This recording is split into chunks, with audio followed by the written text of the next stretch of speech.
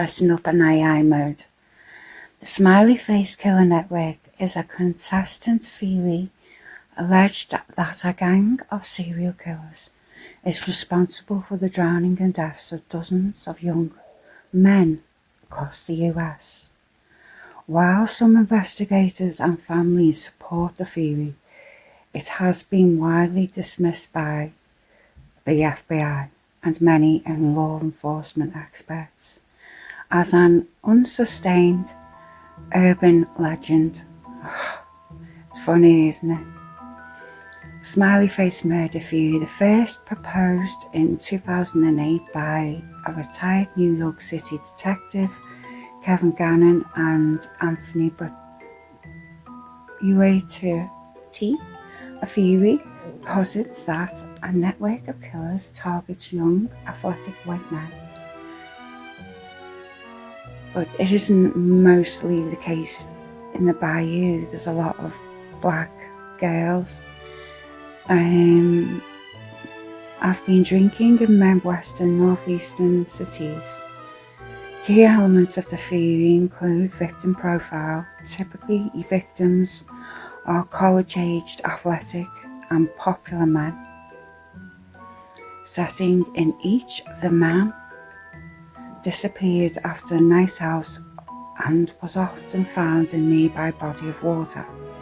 The motive: the victims are allegedly drugged with GHB at date.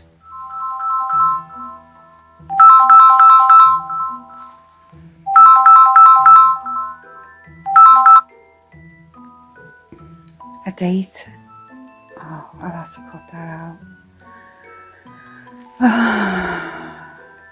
Okay, the motive: the victims are allegedly drugged with GHB, a date rape drug, abducted and murdered before being dumped in the water. The calling card: at least a dozen of the cases, graffiti depicting the smiley face was found near where the bodies were recovered. Officials' rejection of the theory. The theory has been largely rejected by mainstream law enforcement agencies, including the FBI, who view the deaths as tragic alcohol-related drownings. Critics point to several weaknesses in this theory. Ubiquitous graffiti. Smiley face symbols are common graffiti, and finding them near bodies of water not definitive evidence of a serial killer network. The similar graffiti, smiley face graffiti, is different locations, is inconsistent in style, suggesting it was not done by the same person or group. No physical trauma. In vast majority of the cases, toxicology reports and autopsies have not found signs of foul play.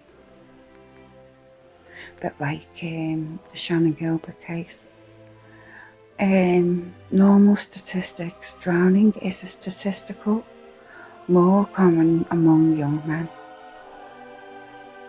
About 80% of the accidental drowning victims being male. Confirmation bias. Skeptics suggest that proponents of the theory include the retired detectives are linking unrelated tragedies through flawed reasoning. Distinction from happy face killer. The smiley face killer network is not to be confused with convicted serial killer who used a similar symbol. Keith Hunter Jefferson, known as the Happy Face Killer, is a truck driver who killed at least 8 women in 1990s. He earned the name by signing anonymous letters to the media and authorities with a smiley face. This was distinct and confirmed series of murders by a single individual, and it was unrelated to the unsubstantiated theory of the smiley face network.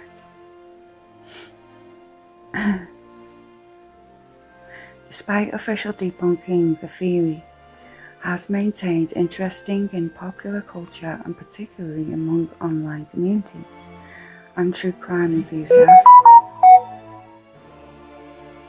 Okay.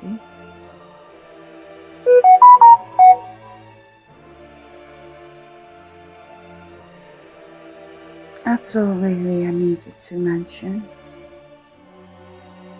Here is one investigation in the UK. Wait, I'll read it out. Oh gosh.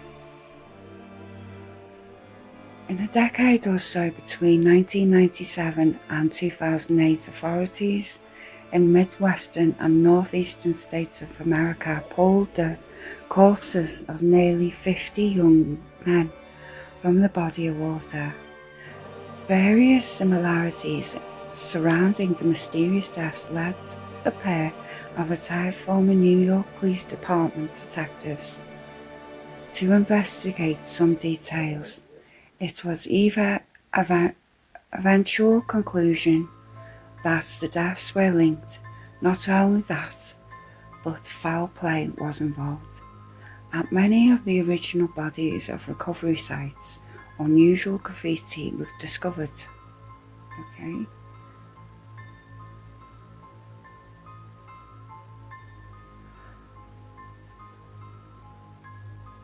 The Sons of Sam was David Berkowitz, part of a killer. There are other sons out there, God help the world.